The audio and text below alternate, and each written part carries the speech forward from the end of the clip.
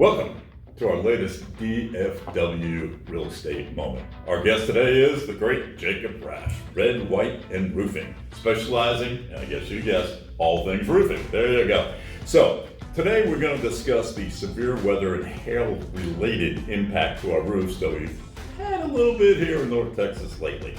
Before we get started though, I would like to share with you the market is still strong.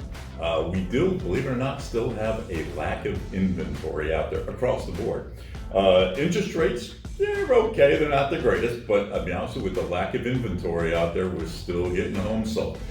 Rates right now are around 6.75 for conventional and around 6.5 for FHA and VA, which is considered to be government. So if you are considering selling or potentially buying, give us a call. And as always, we always welcome your referrals. Also, in case you haven't heard, we have moved. It only took me 24 years to move from my old location on Bowen to our new location at 701 Highlander, which is basically right there, Matlock and 20-ish. You're probably familiar with the two big office buildings right there. So at the end, there'll be a link where you can click on the YouTube video, and hopefully you can enjoy it again and share it to other folks who may have some roofing questions. All right, so Jacob, give us a little history about yourself and your experience, etc. So I've been in the roofing business for a little over 9 years. Red, White, and Roofing has been in business for 7 years this month, actually. So we just hit our 7-year anniversary. Prior to that, I was in finance, and that's a different animal. But on the roofing side, I've been doing it for a little over 9 years. I love it. It's a good business. There are a lot of roofers in North Texas. I'm sure every stoplight you pull up to, you can see a F-150, F-250 with a wrap on it, and it's probably a roofer. So there's a lot of us out there, a lot of good ones and a lot of bad ones. So it's important to make sure you pick the right guy, and I'm kind of here today to help go over some of those things and help you guys make the best decision you can to get the right roofer. And we have referred Jacob on many occasions. I don't mean like in the last 30 days, because I'm referring to those last several years here, and he's done an outstanding job, and we have outstanding feedback from our clients, and I truly mean that. And again, at the end, you will have all Jacob's, let him give his information, and we'll be able to have it where you can see it too. So, with the storms all over the Metroplex, with the few events, it seems like it's been, my own term is a little segmented. I mean, like it seems like it hits Burleson, but doesn't hit Arlington, or it hits Mansfield and doesn't hit HEB. Have you noticed a little bit about that, or? Yeah, and that it's weird how the weather patterns go with the hail events. Historically, I lived in Mansfield for 14 years and just recently moved to Midlothian, and thanks Mike and Heather for helping me find something. But we actually, in Mansfield, it was so weird. Every time there would be a hailstorm coming toward us, I would watch it on my radar. It would get to a certain point and it would like split north and south, and it would pass, and right about Joe Pool area, it'd combine again. And then it'd start hailing again, and it was real weird. So hail doesn't necessarily follow a consistent line. It's almost like when you see a tornado event, sometimes it'll touch down, it'll go for a quarter mile, it'll lift up, go away, and it'll come back down somewhere else. So it's just all about how the weather way up there goes. Depending with the weather gaps. Yeah, it just depends on what the winds are doing, right? It's crazy because, I mean, we've seen, anybody who has Facebook have seen the pictures. I mean, people have a marble size hail ball in their hand, golf ball, tennis ball. I've seen softball. It's almost like the old Mayfest storm, for those of you remember in the early 90s. It was like, oh my God. But again, it's not at least in my opinion, it's more segmented. It doesn't hit all the Metroplex in one time. It just kind of jumps around. So besides hail, what would be other potential damages that you would see, et cetera, when you're looking? Would it be like wind damage too? And what does that look like and all that? Yeah, so typically what's going to total your roof and cause you to have to get a whole brand new roof, a full tear off and replace, is going to be hail damage. There are times when we get wind damage, which, we get a lot of those straight line winds that can get up to 60, 70, 80 miles an hour. And depending on the type of shingle you already have, can depend on how much of it gets torn off, how much of it gets damaged, if it gets damaged at all. Your heavier duty, thicker, heavier, better built shingles are going to last through those storms. A lot of the new shingles that are 30-year shingles that everyone thinks is a 30-year shingle, or is advertised as a 30-year shingle, basically have a wind rating of 110 to 130 miles an hour. Now, some tornadoes are in that range. If you get a tornado, it's going to tear it up no matter what. But wind damage is something that will come through, and what it typically does is it just lifts the shingle up. If it doesn't tear it off the roof because the nails hold it, it will typically either fold it and put it back down, or it'll fold it and then it'll rip, and then that you'll be missing a piece, which is where you can get potential leaking in your house. Like with the hail, you don't, unless you're shattering like a skylight, right? You're not necessarily going to get that, but if you have the wind damage you're describing, in addition, you can have, yes, where water's coming in, right? Yeah, absolutely. I remember that happened to me years ago. Yeah. So I'm going to just ask a couple of questions so you people, I said folks, everybody knows the answers to these. So roofers, are they licensed in Texas? No, they are not. Okay. So yeah, and just so people know, your builders are not licensed either. Okay, so it's not just. So there's only a few organizations in Texas that are licensed, electrician, plumber, et cetera. But like I said, your what you think of your big builders, they're not licensed either. So just to let you know. But you guys are in trade organizations, so right? Correct, and that's where you're going to find most of your top roofers. Whether it's us, Red White Roofing, whether it's other guys that you see, they're going to be part of the North Texas Roofers Contractors Association, or RCAT, which is the Roofers Contractors Association of Texas. Like, you want to look for roofers that are associated with some kind of organization that requires some type of minimum experience, minimum warranty coverage, minimum general liability coverage. So that way you don't have just some guy that bought a truck and a ladder last week and has now become a roofer. Because really what we're talking about is, I'm sure you guys have heard the term storm chasers. So these are basically guys who roll into town, right? I'll let you explain that more, and say, I'm a roofer. Or I've even seen it where they come in, let's say there was some guy who's been retired forever and they buy his little logo and that's it. That'd be a fair assessment. Absolutely. There's guys that will come from out of state. They'll come in, they will work for 2 weeks, all day for 14 days straight. They'll sign a bunch of contracts. They'll go home. They will manage everything remotely from there, get the roof put on with a local crew, and then after that, they're gone. So if you need any warranty work done down the road, if there's some kind of installation problem. Yeah, you're not happy with what you're seeing. You're not happy, you can't get a hold of them, they're not gonna come back, they're too far away to get people back out, so it's just not a viable option for the homeowner when they need help down the road. Also, you get a guy that, like you said, he was either retired or he might have been a landscaper yesterday. Big storm comes in, he knows a little bit about roofing, he's got some customers that say, hey, I need new roofs, and he knows some guys that know how to put a roof on, and then he becomes a roofer all of a sudden. So the old saying years ago was that you never had to pay for a new roof because you could always get your deductible rolled in, and so basically the roofer was going to wind up saying it's not going to cost you anything out of pocket. But the deductible rules have changed, have they not? And with teeth behind them, correct? Correct. So why don't you explain that? Correct. So technically the deductible law has always been the law. Like, you've always technically had to pay your deductible, but there's always been this gray area where someone would put a sign in your yard and they'd say, hey, well, your deductible's $2,500. I'm going to put my sign in your yard and I'm going to pay you $2,500 for advertising to put my sign in your yard. Basically in 2019, September 1st, 2019, House Bill 2102 went into effect and basically took the gray area away. And in no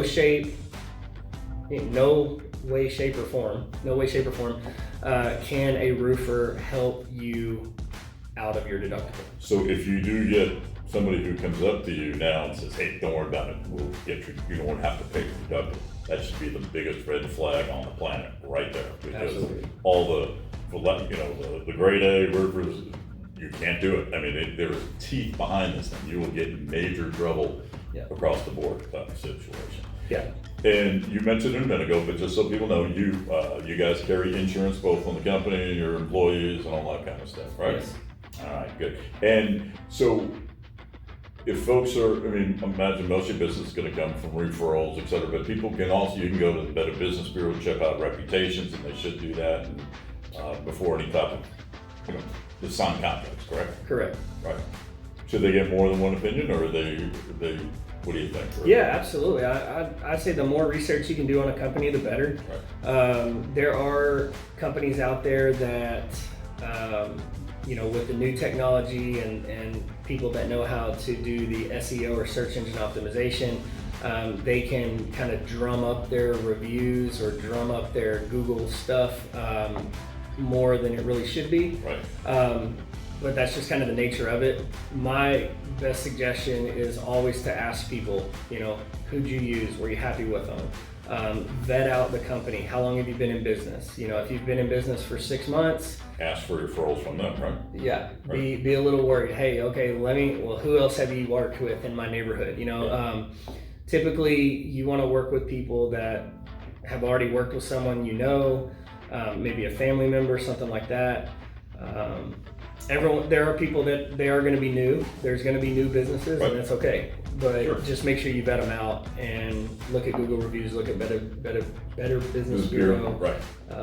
Yelp, all that. Right. So, what kind of warranties come with a roof? Is it materials? Is it labor? Does it vary? Et cetera. So, explain a little bit. So it's a little bit of both. So the material will come with a warranty from the manufacturer for manufacturer's defects. That warranty really is just there to make people feel good. The manufacturer typically can find a way to get out of that warranty some way or another. The good news is that you really, in 7 years, I haven't come across that problem. There was one issue where a manufacturer was making some stuff during COVID where they didn't shut down and their processes got a little weird, maybe because of staffing or whatnot, but their mixture wasn't right, so their shingles were very brittle. And as soon as it was caught onto, and it gets caught pretty quick when we're installing it, we let the supplier know, the manufacturer comes in, they came in and bought all the shingles back from the manufacturer and threw them away. So they're on top of it, because the last thing they want is to have 100 roofs out there and have to come back in and spend $15,000 on 100 or roofs. Like a major event in this area, they're talking 1,000 roofs. Exactly. So they don't ever want that to happen. So they're pretty good about that. As far as the labor side of it, most companies are going to give a 2 to 5 year labor warranty, meaning that if the process was done wrong. So if my crew came in and let's say they installed everything and they forgot to silicone something or they forgot to nail something properly, and 7 months down the road you have a rainstorm and for whatever reason now you've got a leak and it's because my guys didn't do something, we come in, we take care of that. And a reputable company will do that. They're going to stand behind their work, they're going to cover their warranty, and they're going to take care of you. Good. So, all right, so storm hits, I have no visible damage I can see from the ground, so I'm not requiring tarps or anything. So how do we proceed? Is it best to wait a few days and kind of let everything settle in? So I've always heard that not everything shows up right away, so it's best to wait a little bit. Is that correct, or what do you think? Correct. So the way I usually tell people is if you don't have a leak and it's not an emergency situation, it's okay to wait a few days, get somebody out to come take a look at it initially. This last week we had hailstorms where, like you said, we had customers that had marble size and baseball size in their hand.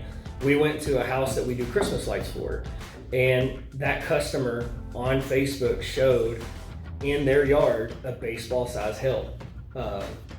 And we got up on the roof, 0 damage on the roof, right? Nothing. Now, we'll go back in 30 days or so after it's rained a little, Right. after some winds come in, it's gotten hot, it's gotten cold, and give those granules a chance to fall out. And then when you get back up there, sometimes you can see more. Now, again, because like we talked about, it could be spotty. It could have Right. been one baseball size hail that fell, and it just Right. happened to fall in the yard, and the rest was quarter size. Right. It just. Or it if there was works a out. prankster and got it from somewhere else. Exactly, yeah, exactly. Could happen. So, there is a time period, I guess people don't realize, that if Yes. you wait too long, Yes. your insurance company will go, I'm sorry, you waited too long. Right? Yeah, so typically it's a 12-month window. So if you have not made a claim within 12 months of the last hailstorm, there is a chance that insurance will deny it. Now, the way I understand it on the insurance side, from what I've talked to adjusters and other people that I know in the insurance companies, is that when a catastrophe event happens, such as last week, and 100,000 homes are affected, the insurance company looks at how many homes do we insure in this area. Right. And they go, okay, on average, this is about what we're gonna have to spend. So they pull out the money and they put it into a bucket, Yeah. and basically, and so they realize that that fund is there to help those people. So the people that make their claims the quickest usually get the yes fastest. Now, if you wait and those funds are gone or they're dwindling down to the end and you make a claim, now it's how little can we pay Right. to make it work. And they right? have the ability, they go in and say, okay, that house is in the, just give an example, 76063, and they go look at their records from 3 months ago. Yeah, we had, 250 claims.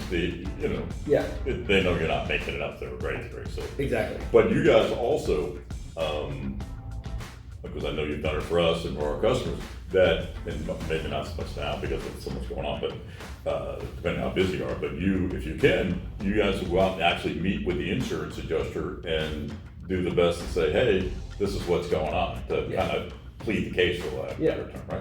Absolutely. So we always recommend having your roofer there during your inspection or during your insurance adjuster appointment, because the adjuster works for the insurance company. Now, they're technically supposed to be there for you as the homeowner, but they're also being paid by the insurance company. That's their company, that's who they work for, so it's in their best interest.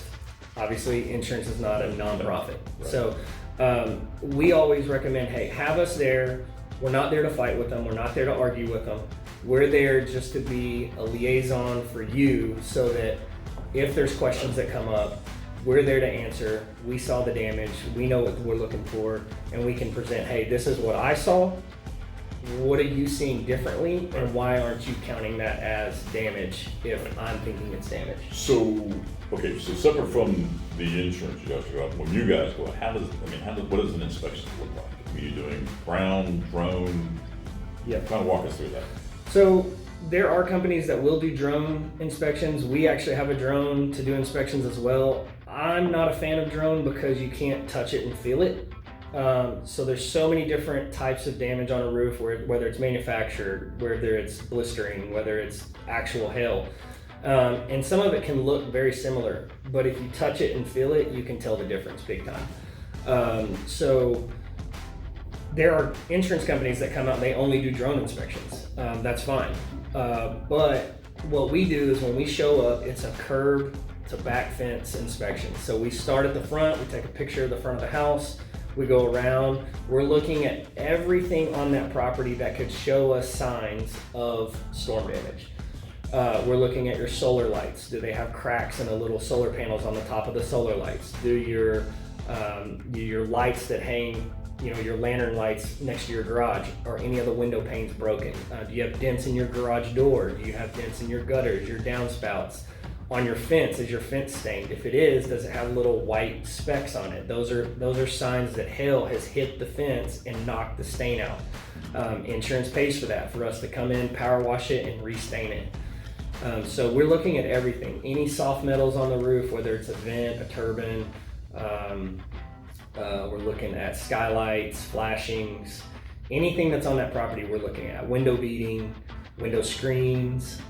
everything.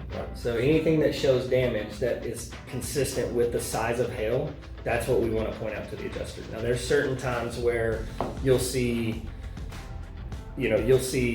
big dents like this, $50 size in a gutter, but the hail was only 1 inch. Right.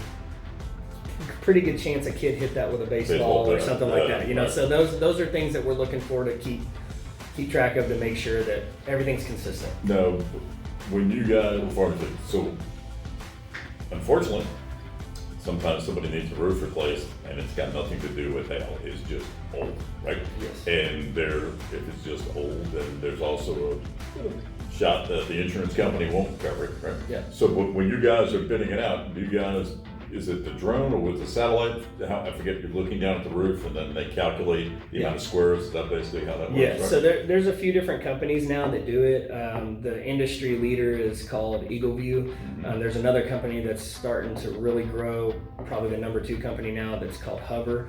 And what we do is we take a satellite image, as long as the roof line hasn't changed in the last 4 years, I believe. Like almost like they did an add-on. Right, they added on a slope or something, Right. added on a pergola or something. We can always hand measure those, but typically we just take a snapshot from Google of the roof, and it calculates the full size and basically spits out all the measurements that we need so that we can create a material list and get an accurate estimate to the homeowner.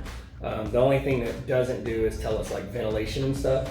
And so what we always do is want to be there in person to look at it, take pictures, or know what the vent counts are.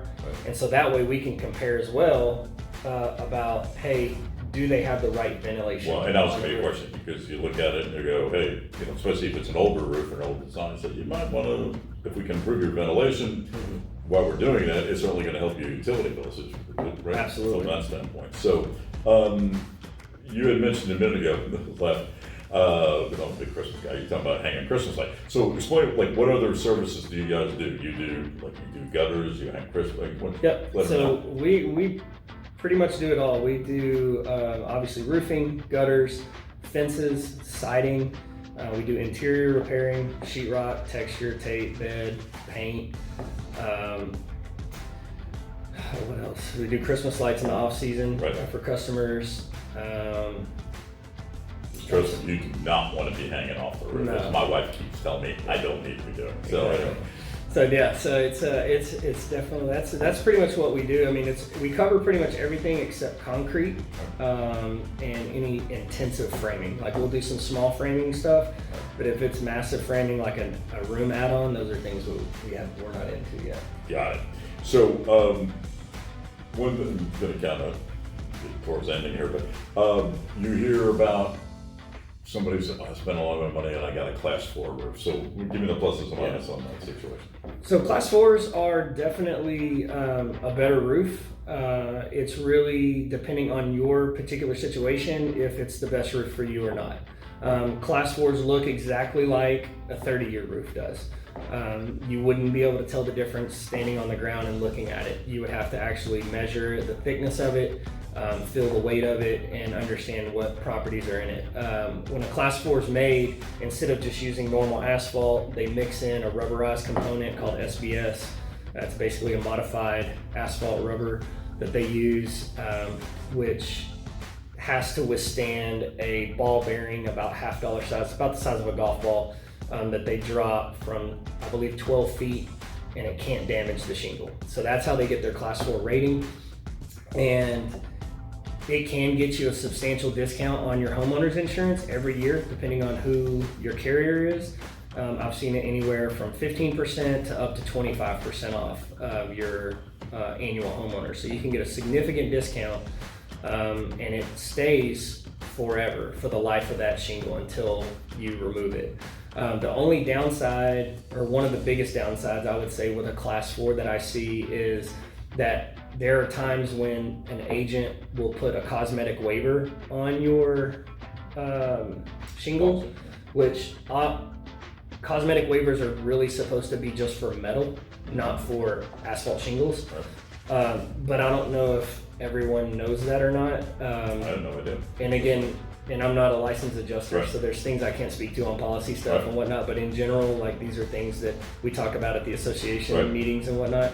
But you just want to make sure that everything's good, because what you don't want is your roof, like for instance, yes, it can withstand hail damage up to a golf ball size. That's in perfect conditions if it's a brand new shingle. Right. But let's say it's a 12-year-old shingle. It's been hot and cold, and with the weather we get in Texas, you can go from 105 degrees down to 20 degrees, you know, and that roof isn't 105 degrees, it's 160 degrees.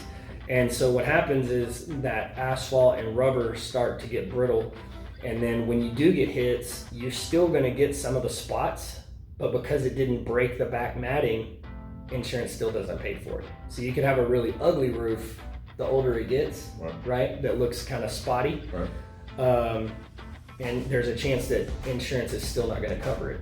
So, and this just made me think of something you just said. So, like as we like to call it, the snow event, meaning on the, you know, that thing we did. Yeah. So, if we had like, you know, several events like that in a season, for lack of a better term, can that damage the shingles? Typically it won't. Okay. The only time I could see it damaging is like if you had a lot of buildup and it slid off the roof, like down to the bottom where it actually, you know, the ice, you know, scrapes the roof coming down or something like that. But typically you're not going to have damage from snowfall building up on the roof. You might get some leak issues because as it melts, it kind of builds back up from damming. But that's another thing when you look at a good roofer, they're going to put ice and water and valley flashing throughout all the valleys to keep that from happening. Got it. All right. Anything else that you want to input? Not really. I'm glad you guys asked me to come out here. And why don't you just, I mean, we'll have it in there. Why don't you just give everybody your, shoot your name again, phone number and email, and then we'll have it from that standpoint. Awesome. Yeah. My name's Jacob Rash. I'm with Red, White, and Roofing. We're veteran owned. We've been in business for just over 7 years. And you can reach me at 817-480-0559. Again, 817-480-0559. And my email address is jacob@redwhiteandroofing.com. All spelled out. And into the email is our website, redwhiteandroofing.com.